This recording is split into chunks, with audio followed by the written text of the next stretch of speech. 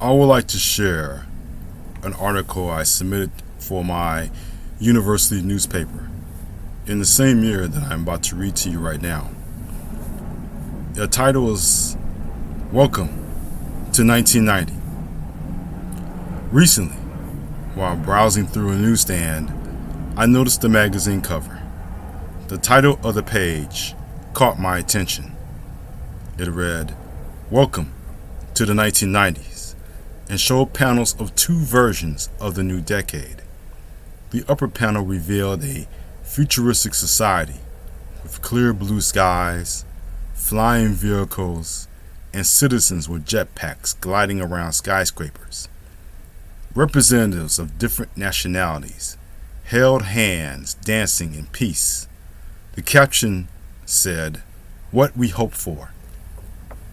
The second panel's caption, What We've Got, showed a society set in a neighborhood which had old, torn down buildings, a store just held up by a robber running with a gun in hand, smokestacks blowing dark fumes into the air, and a man living in a cardboard box on an empty, dirty lot. We have now entered a new decade and are nearing the end of the 20th century as well. It is safe to say we have made it at last. The future. A future where traditional dictatorships are collapsing and new governments are being formed. The Soviet Union and the United States are developing a better understanding of each other. This is an era where advances in medicine and science are enhancing our society. Major cities in America are growing. People now live longer and more healthier lives. Yes, this seems to be the future our grandparents, parents, and elected officials talk and dream about. However, we are in a future which has seen a number of troubles grow over the years. We live in a future where the use and profit of drugs is increasing. The same drugs inner city teenage dealers sell also means something to the teenage addict in suburbia.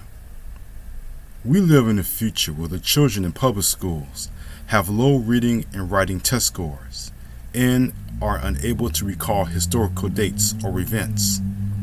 Gangs are replacing families in the inner cities of this future.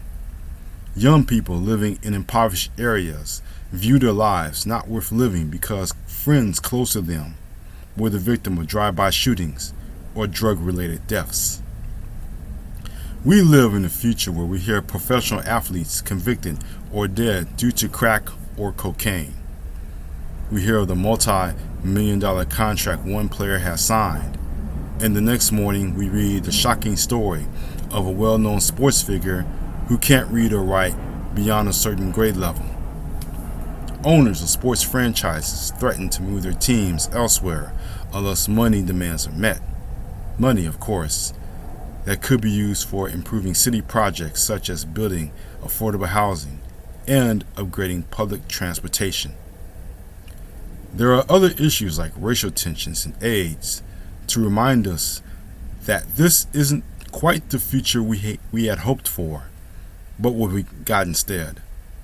Yes, we can take pride in the achievements in America of the past, but as we come close to the beginning of a new century, there must be solutions to the challenges we face in our society. Perhaps we will never reach a Jetsons type society, but if we don't push for a better way of life now, then this future will be considered a failure. That is it. I invite your comments to this article that I submitted, student commentary. Let me know what you think. Thank you for listening. Take care.